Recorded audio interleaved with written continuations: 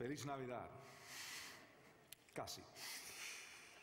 Génesis capítulo 49, por favor. Acercándonos al final del libro de Génesis, llegamos al capítulo 49. Y digo que no lo vamos a terminar porque es mucho. Y además es un capítulo clave para poder descifrar otros capítulos más en la Biblia, porque en este capítulo tenemos bendiciones y maldiciones de Jacob sobre sus 12 hijos.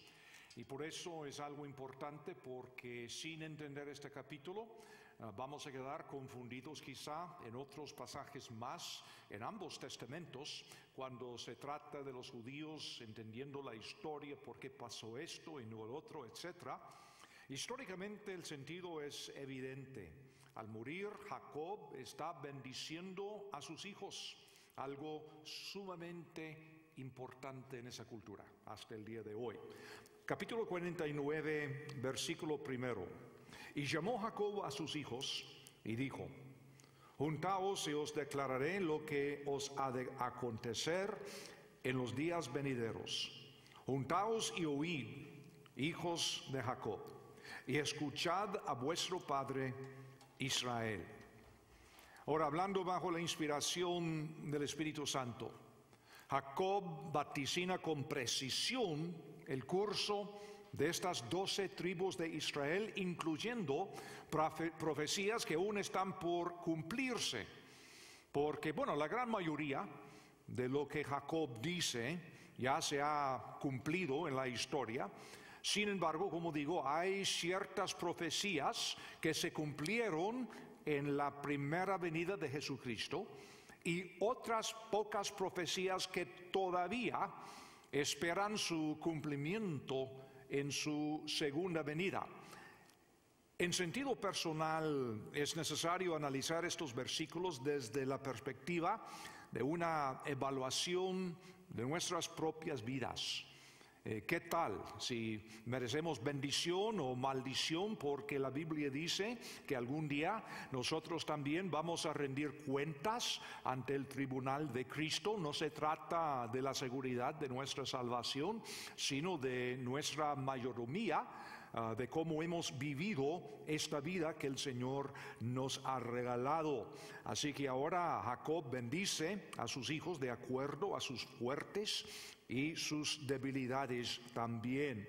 Una cosa interesante aquí en estos dos versículos es el cambio consciente de Jacob a Israel. En versículo 2, juntaos y oíd, hijos de Jacob, y escuchad a vuestro padre Israel. Ahora, por supuesto, ya a estas alturas entendemos bien, porque lo hemos visto ya varias veces, que Jacob, su nombre quiere decir suplantador, engañador, manipulador, y así era. Sin embargo, por la gracia del Señor, Dios le cambió su nombre a Israel, príncipe con Dios. Sin embargo, es hasta los últimos años de su vida que Jacob comienza a vivir como Israel. Y qué interesante que ahora, juntando a sus hijos, dice aquí: oíd, hijos de Jacob, y escuchad a vuestro padre Israel. En otras palabras, los engendró como Jacob, el engañador, y ahora los bendice como Israel. Qué interesante, viendo el cambio, la transformación en la vida de Jacob, que ahora está portándose más como Israel. Ahora, esta noche solamente nos queda tiempo para 4 de estos hijos. Y vamos a comenzar con Rubén, versículo 3.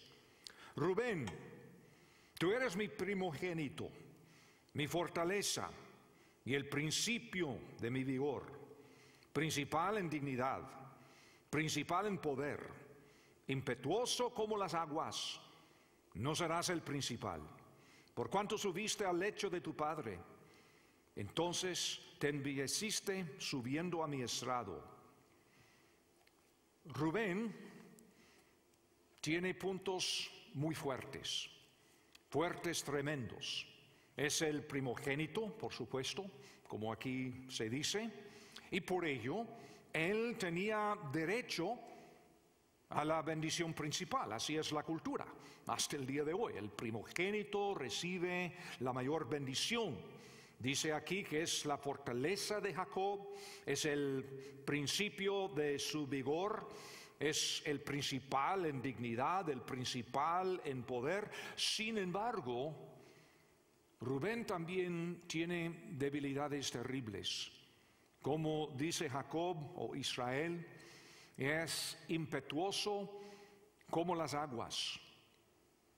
Qué cuadro, porque el agua puede ser tremendamente poderosa, tanto para bien como para mal. Para proveer electricidad para nuestras casas, para nuestra industria, o para destruir en tiempos de diluvio por su poder.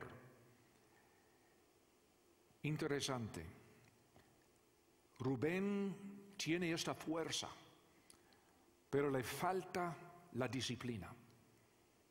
Y no ha sabido cómo canalizar correctamente estas fuerzas, como muchas personas hasta el día de hoy. Y Jacob dice que por eso no sería el principal. Es decir, aunque es el primogénito y sería lo esperado, lo natural que hubiera recibido la bendición más fuerte, Rubén pierde la primogenitura porque contaminó el lecho de su padre. La historia se cuenta en Génesis capítulo 35, cuando Rubén llega a tener relaciones sexuales con la concubina de Jacob. Ahora, no hablando de la propia falta de disciplina de su papá, que también es cosa seria, pero Rubén como primogénito, en vez de saber canalizar bien sus fuerzas y sus puntos fuertes, no tiene la disciplina. Y por lo tanto, cuando peca, y como muchos de nosotros peca y no le pasa nada en el momento, pero ahora, a final de la vida de su papá, en el momento cuando supuestamente él va a recibir la esperada bendición, la primogenitura, su papá le dice: Rubén, has sido mi primogénito, tú has sido todo, mi fortaleza, mi vigor principal en dignidad, principal en poder. Pero te acuerdas de lo que hiciste, y precisamente por eso has perdido este derecho a la primogenitura. Ahora, esto nos explica por qué es que Rubén no es el principal entre las tribus de Israel, sino Judá. Y vamos a ver por qué después. Y por qué es que el Mesías vino por Judá y no Rubén, como hubiera sido natural, siendo el primogénito. Entonces, por eso es necesario entender este capítulo de bendiciones y maldiciones también. Y yo creo que hay algo muy importante para nosotros también. Igual a Rubén, todos nosotros tenemos fuertes. Todos nosotros tenemos habilidades, dones, etc. Pero si no tenemos disciplina, nuestras fortalezas, nuestros puntos fuertes, se pueden convertir en debilidades y hasta pecados. Este es el peligro. Vamos a ver lo que dice Santiago en el Nuevo Testamento, el primer capítulo de Santiago, el versículo 17. Santiago dice: toda buena dádiva y todo don perfecto desciende de lo alto, del Padre de las luces, en el cual no hay mudanza ni sombra de variación.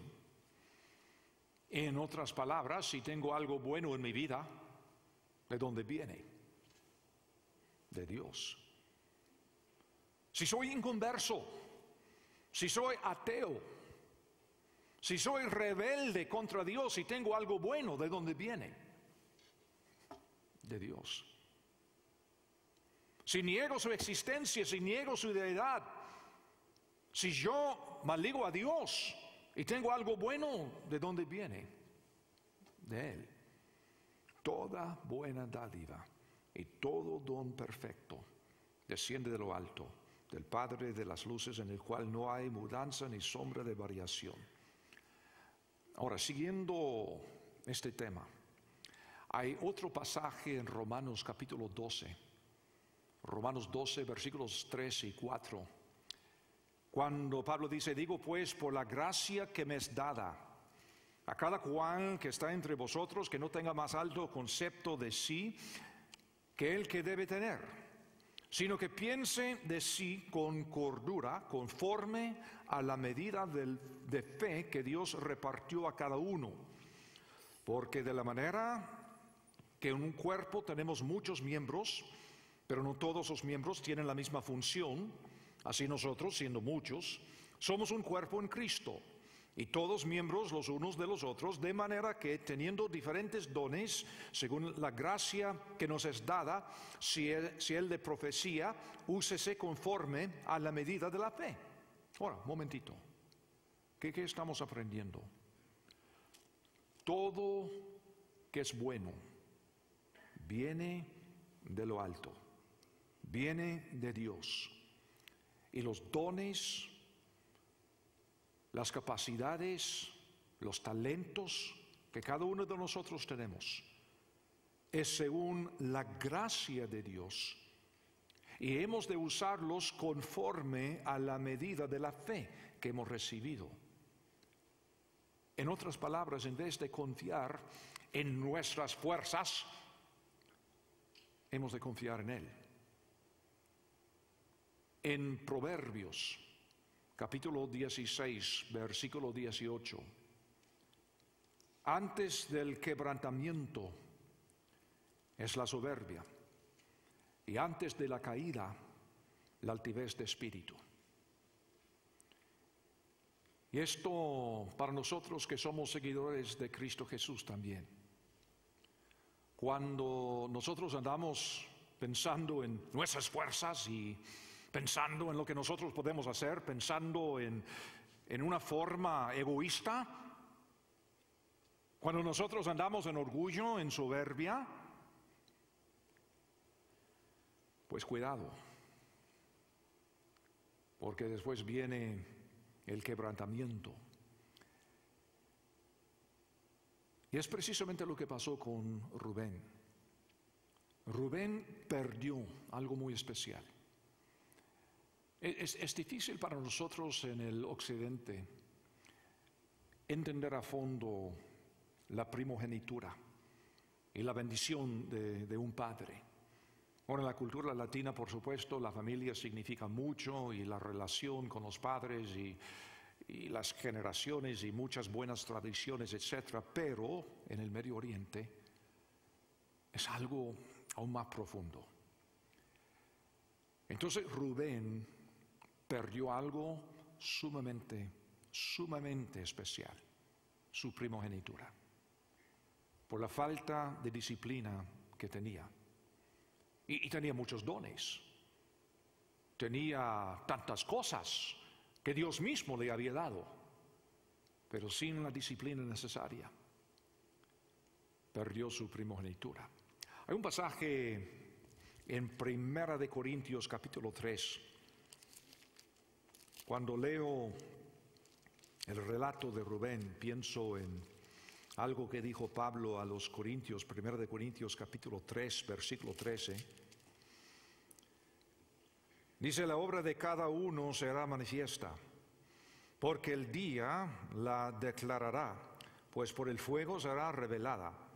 Y la obra de cada uno, cual sea, el fuego la probará. Si permaneciere la obra de alguno que sobreedificó, recibirá recompensa.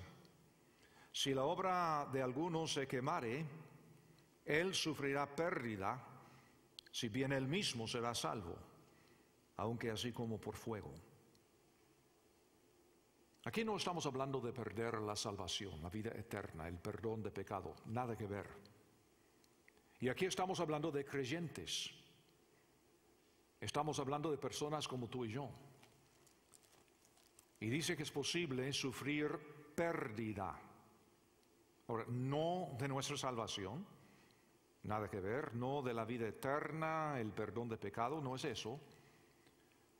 Pero sí es posible sufrir pérdida también por el pecado y la falta de disciplina. Es precisamente lo que le pasó a Rubén. Rubén no pierde su vida, Rubén sigue siendo creyente en Jehová. No es eso. Pero Rubén perdió la cosa más especial en su vida, fuera de Dios mismo, su primogenitura, por la falta de disciplina. La disciplina es absolutamente necesaria en nuestras vidas. No es un legalismo, no es que estamos haciendo algo para agradar al Señor, para ganar su favor, sino la disciplina para seguir creciendo, para conformarnos a la imagen de Cristo, hablando de la lectura bíblica, la oración, nuestra responsabilidad como seguidores de Cristo Jesús, nuestras prioridades, la administración de nuestro tiempo y todo esto. Y francamente creo que es algo que hoy en día nos hace falta. Vivimos aquí en este país en una sociedad bastante rica y con tantos recursos. Es muy fácil perder ese sentido de responsabilidad, disciplina, y aún dentro de la iglesia, para decirle: mira, Pastor Marco, con mucho gusto yo lo hago, y 2 días después, fíjese, hermano, que pasó esto, que pasó lo otro. O sea, la falta de disciplina. Es fácil decir palabras, pero la disciplina para seguir adelante, para cumplir, para hacer lo que uno dice, es algo que en muchos casos nos hace falta. Y luego tenemos el caso interesante de Simeón y Leví, un caso de la ira incontrolada y la amargura. Versículo 5, Simeón y Leví son hermanos, armas de iniquidad sus armas. En su consejo no entre mi alma, ni mi espíritu se junte en su compañía, porque en su furor mataron hombres, y en su temeridad desjarretaron toros. Maldito su furor, que fue fiero, y su ira, que fue dura. Yo los apartaré en Jacob, y los esparciré en Israel. Ahora, ¿qué sucede? Estos dos, como dicen, son hermanos, son hijos de Jacob con Lea, que vengaron a su hermana Dina, quien fuera deshonrada por Siquem, hijo de Amor Heveo, eso en Génesis capítulo 34. Los heveos eran un pueblo camita que moraba en Palestina en aquel entonces, y a lo mejor ustedes pueden recordar la historia cuando pasamos ahí por Génesis capítulo 34. Y por su ira, su venganza, mataron a todos los hombres de la tribu. La expresión en versículo 6, desjarretaron toros, es una expresión idiomática. No hemos de tomarlo de una forma literal, que describe en hebreo un acto de violencia. En otras palabras, Jacob maldice su furor y su violencia. ¿Pero qué interesante eso? O sea, Jacob, que en toda su vida era engañador, mentiroso, manipulador, un sinvergüenza, francamente. Y ahora, en los últimos años de su vida, ver cómo sus valores han cambiado. Y cómo es que está condenando la violencia y la amargura de sus hijos, cuando en el tiempo de suceder esto, posiblemente no tuvo el valor para confrontar a sus hijos. Pero ahora, en los últimos días de su vida, Jacob, bajo la inspiración del Espíritu Santo, obviamente, está dictando estas bendiciones y maldiciones y todo esto. La maldición es simplemente que serían divididos y esparcidos en Israel. Y como digo, mucho de lo que podemos ver acá ya es algo que ha sucedido, y en este caso de modo muy literal, cuando Simeón, la tribu más pequeña, recibe tan solo una porción de las tierras de Judá. Es decir, ni una porción propia, sino una porcioncita de Judá. Y Leví no recibe nada en cuanto a territorio por ser el hijo que fundó la tribu sacerdotal. Y los sacerdotes no recibieron tierras, sino el Señor dijo que Jehová Dios sería su bendición. Ahora hay aquí también cosas importantes para nosotros, creo yo. En primer lugar, cuando Dios escoge a Leví,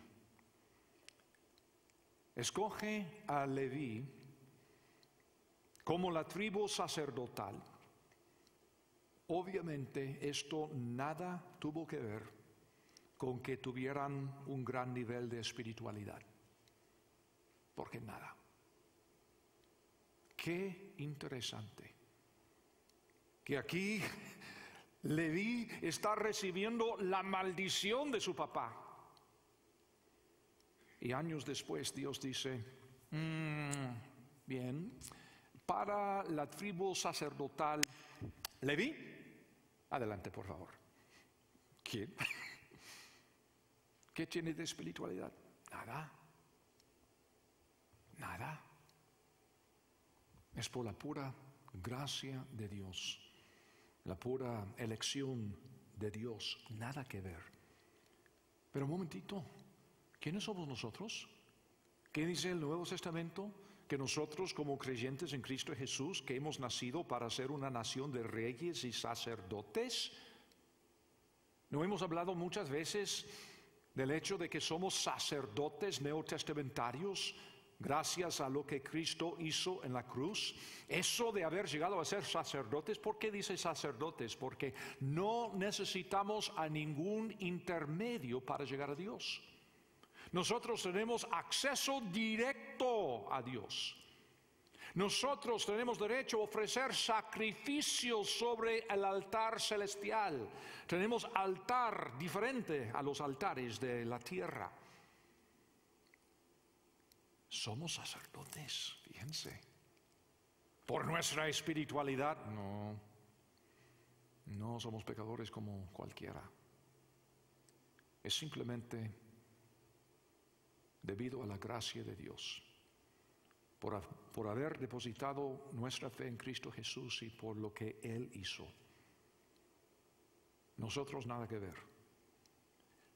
Además, aquí podemos aprender que Dios no se agrada cuando permitimos que nuestro furor y nuestra ira nos controlen. Este es el problema de estos dos muchachos, estos hermanos, que sufren de la ira incontrolada y la amargura. Escuchen las palabras de Efesios 4, 30 al 32. Y no contristéis al Espíritu Santo de Dios, con el cual fuisteis sellados para el día de la redención. Quítense de vosotros toda amargura, enojo, ira, gritería y maledicencia y toda malicia. ¡Wow! Aplicando esto literalmente, quiere decir que habrá un gran silencio en la mayoría de los hogares en este país, ¿verdad? Porque sin griterías, sin ira, sin maledicencia, sin malicia, entonces, ¿qué tendrán que decir los esposos? Nada. Nada. Dice, antes sed benignos unos con otros, misericordiosos, perdonándoos unos a otros, como Dios también os perdonó a vosotros en Cristo. Esto es lo que el Señor quiere de nosotros. Y otra lección, creo yo, es que Dios no se agrada cuando desarretamos los toros de los demás, como hicieron estos dos, Simeón y Leví. Nuestro trabajo es ministrar para edificar, no para desarraigar. Como resultado de su falta de control, su falta de templanza, perdieron el derecho de la primogenitura también. Fíjense, esto muchas veces lo pasamos por alto. Porque si Rubén ha perdido su primogenitura, entonces pasa al segundo. Y si no al segundo, al tercero. Pero ahora, en el momento de repartir las bendiciones, cuando Israel llega a estos dos, en vez de repartir bendición, es maldición. Y la primogenitura que ellos hubieran recibido, ya no lo van a recibir. Qué fracaso de familia, ¿verdad?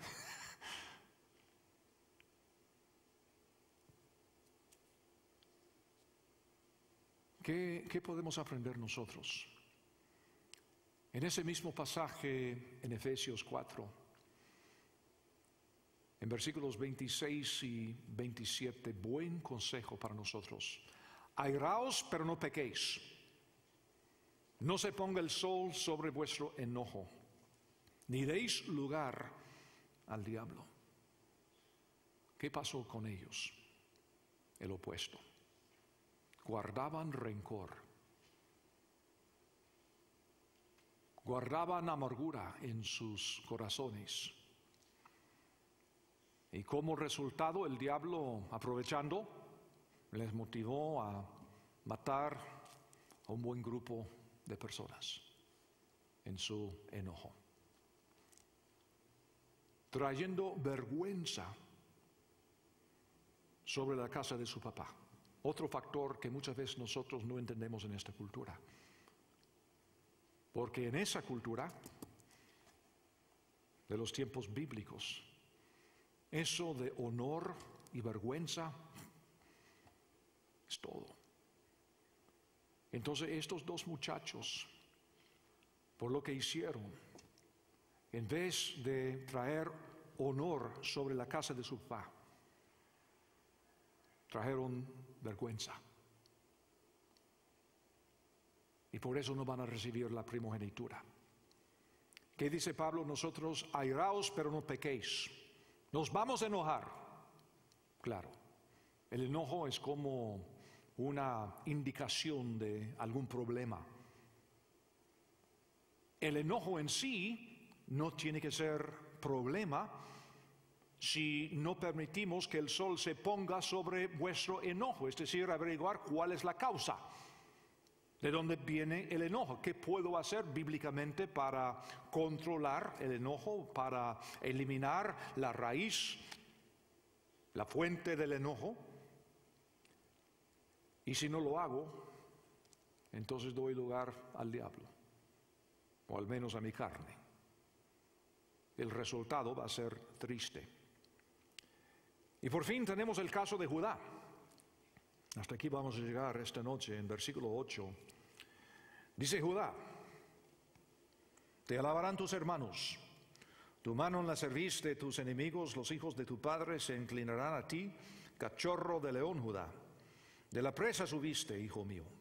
Se encorvó, se echó como león, así como león viejo. ¿Quién lo despertará? No será quitado el cetro de Judá, ni el legislador de entre sus pies, hasta que venga Silo. Y a él se congregarán los pueblos, atando a la vid su pollino, y a la cepa el hijo de su asna, lavó en el vino su vestido, y en las sangres de uvas su manto. Sus ojos rojos de vino, y sus dientes blancos de la leche. De repente, Judá, el cuarto hijo, es elevado por encima de sus hermanos. Dice, será alabado por sus hermanos sin que tuviera méritos para merecerlo. Imagínate, ahí tenemos a Rubén, Simeón, Leví, hijos 1, 2 y 3. Y Judá, me imagino, toda la vida Judá está pensando, ¿quién soy yo? ¿Cómo ser el sexto hijo del rey de Inglaterra que sabe que no tiene chance en su vida, ¿verdad? Para llegar a ser rey? Como el príncipe Andrés, ¿qué oportunidad tendrá? Y si ahora su hermano tiene un niño y todo esto, pues no importa, porque entonces el trono se le pasa al niño y no a él. Y entonces él puede hacer lo que quiere porque nada le va a pasar. Y así fue Judá. Y de repente, él es el primogénito, en otras palabras. 3 hermanos de él, los hermanos mayores, han perdido la primogenitura. ¿Yo?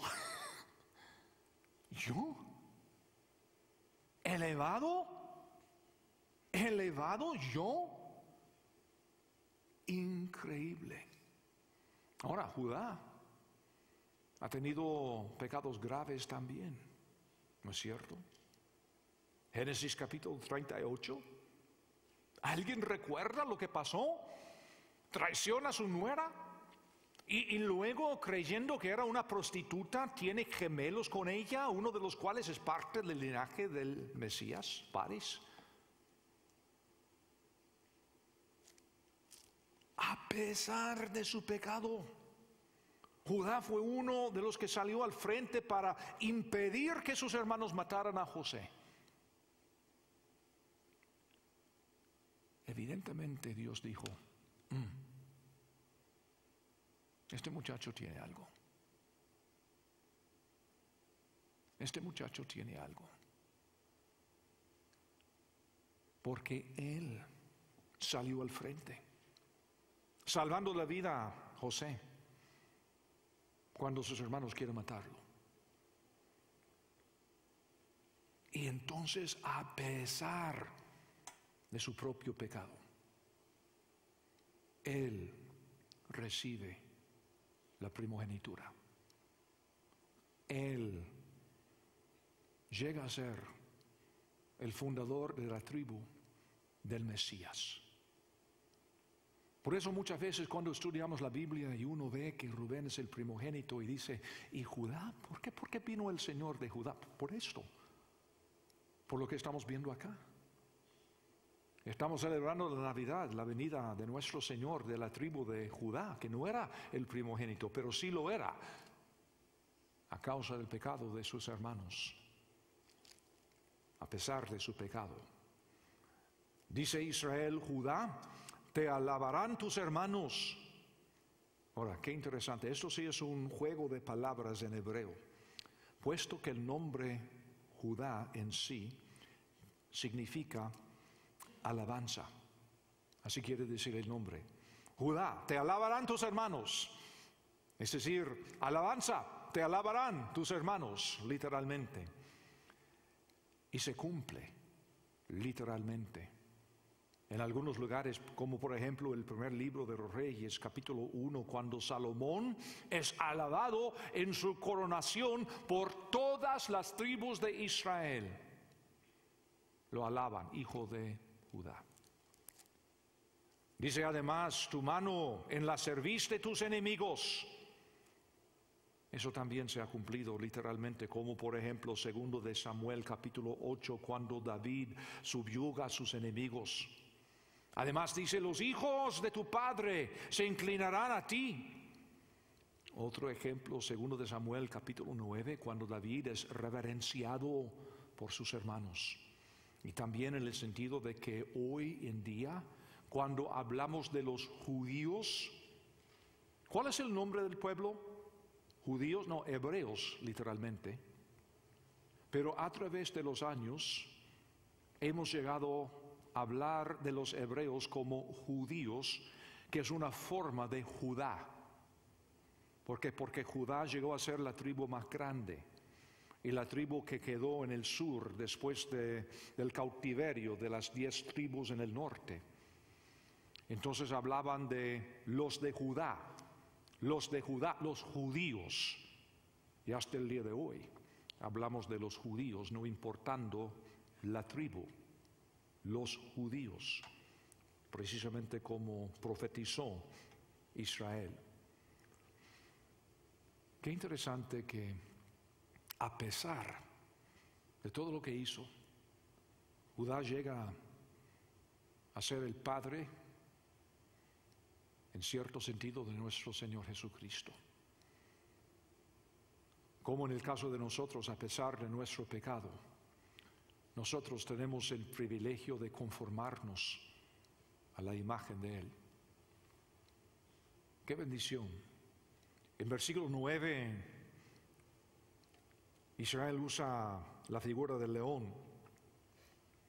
Otra figura relacionada con el Señor en Apocalipsis capítulo 5, versículo 5, cerca de donde José estaba leyendo antes en Apocalipsis capítulo 2, Jesucristo se llama el león de la tribu de Judá. También la figura se ve en Amós, en Números. Y además dice en versículos 10 al 12 que Él será Señor, en el sentido de que aquí habla de su cetro.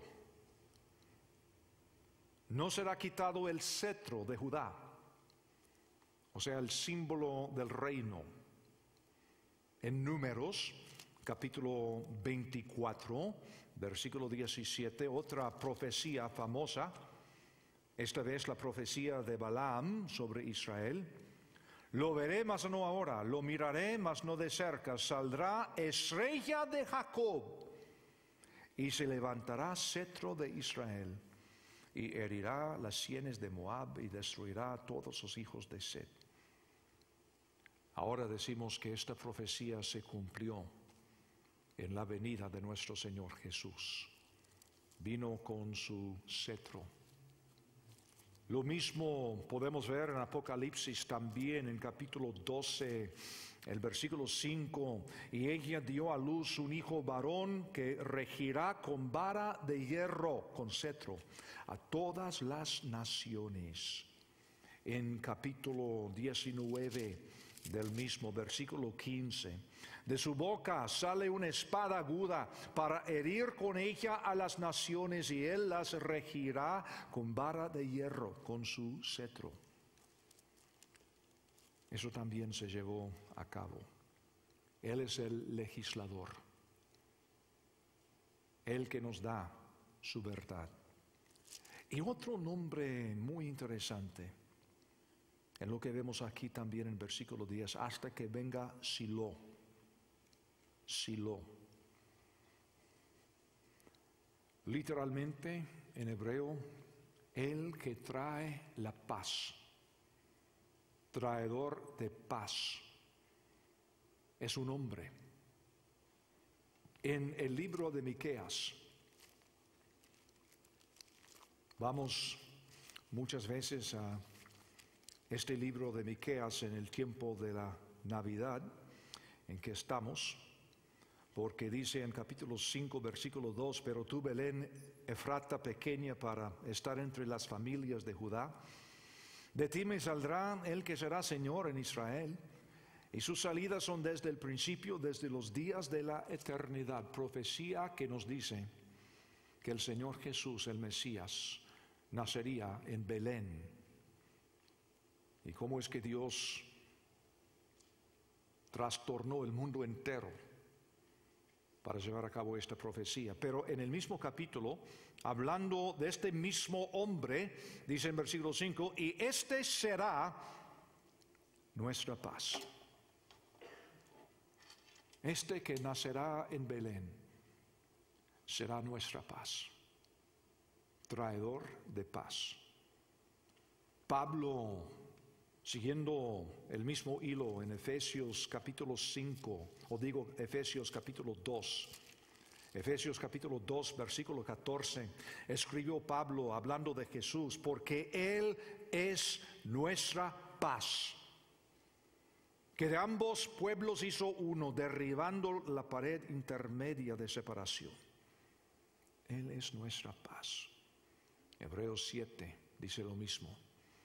Lucas, hablando de la Navidad, Lucas capítulo 2, pues no hay otro pasaje de la Biblia más relacionado con el tiempo navideño que este. Y aquí en Lucas capítulo 2, el versículo 14, ¿qué dice el ángel a los pastores? Gloria a Dios en las alturas y en la tierra paz. Buena voluntad para con los hombres. La paz de Dios vino a la tierra esta noche. Y además dice aquí en Génesis capítulo 49, en esta misma profecía, versículo 10, y a Él se congregarán los pueblos, o literalmente las etnias del mundo. Las etnias del mundo serán de Él, se congregarán a Él. Y nos hace pensar en lo que Dios había prometido a su padre Abraham, ahí en el principio, ahí en Génesis capítulo 12, versículo 1, pero Jehová había dicho a Abraham, vete de tu tierra y de tu parentela y de la casa de tu padre a la tierra que te mostraré. ¿Y por qué? Porque Abraham era tan espiritual, oraba tanto. No, como aprendimos, era idólatra en Irak. No tenía nada. No conocía a Dios. Dios vino a él. Y dice en versículo 2, y haré de ti una nación grande, y te bendeciré y engrandeceré tu nombre, y serás bendición. Bendeciré a los que te bendijeren, y a los que te maldijeren maldeciré. Y serán benditas en ti todas las familias de la tierra, literalmente todas las etnias de la tierra. Qué milagro que ahora, muchos años después, Jacob, Israel, está para morir. Y bendición que da a su hijo Judá, la primogenitura, establece, a saber cuánto lo entendió Jacob y cuánto fue simplemente el Espíritu Santo hablando por medio de él, pero establece que el Mesías vendrá por medio de Judá. De la tribu de Judá vendrá. Y como resultado, todas las etnias del mundo son de él, literalmente vendrán a él. Increíble lo que dice aquí. Otra cosa interesante, en capítulo 49, versículo 10, en el hebreo son 10 palabras. Por supuesto, no tenemos equivalencia en español porque los idiomas son tan diferentes. Pero dice, no será quitado el cetro de Judá ni el legislador entre sus pies hasta que venga Silo, y a él se congregarán los pueblos. Son 14 palabras y tomando las letras iniciales de cada palabra forman un acróstico. Mi nombre es Yeshua, Rey, Pastor. Yeshua, en español Josué o Jesús. Mi nombre es Yeshua, Rey, Pastor, como una sombra sobre esta profecía de él que vendría, nuestro Señor, cuyo nacimiento estamos celebrando en esta época. Así que pensando en este pasaje hay tanto más hablando de los demás hijos, pero pensando en lo que hemos visto, ¿cuáles son tus fuertes? ¿Cuáles son tus debilidades? ¿Será posible que tus fuertes se han convertido en debilidades? ¿Qué puedes hacer? ¿Has podido aprender la disciplina? ¿O siempre es una lucha y una indicación de la necesidad de crecer espiritualmente? Porque mira, no es cuestión de personalidad, es cuestión de madurez. Y cualquiera es capaz de crecer para ser una persona disciplinada, madura, adulta. Hay personas de 70 años que todavía se portan como niños, francamente. Qué triste. Y hay jóvenes de 19 años que se portan como ancianos por la madurez. Y parte de lo que es ser maduro es tener esta disciplina. Y hablando de la disciplina para controlar el enojo. Siempre vamos a luchar con el enojo, pero la Biblia nos da el camino para controlarlo, canalizarlo correctamente, para resolver el problema, en vez de guardar rencor y amargura. Y si podemos crecer y madurar en este sentido y otros más, entonces estamos conformándonos a la imagen de Cristo Jesús, como Judá. No importa cómo somos al iniciar esta aventura, depositando nuestra fe en el Señor Jesucristo. Puede ser que hemos sido grandes pecadores. También muchos de nosotros lo hemos sido. La pregunta es si vamos a crecer y permitir la obra transformadora de Dios en nuestras vidas para llegar a esa persona madura por la gracia de Dios. Ya no confiando en nuestros fuertes, sino confiando en el poder de Dios. Y qué interesante la conexión de este pasaje con la temporada en que estamos de la Navidad. Padre Santo, gracias te damos por este libro increíble que es la Biblia, que hace tantos siglos atrás tú llamaste a un idólatra para formar un grupo de personas, una nación, los judíos. Y Señor, siglos después, por medio de Jacob, has hablado estas bendiciones y maldiciones que han sido tan importantes y obviamente inspiradas divinamente.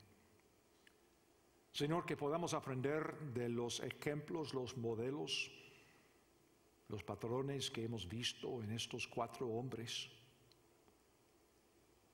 aprovechando de lo bueno, evitando lo malo, para seguir creciendo conforme a tu imagen, llegando a ser las personas que tú quieres que seamos. Y todo esto te lo suplicamos en el nombre precioso de Cristo Jesús, Señor nuestro. Amén.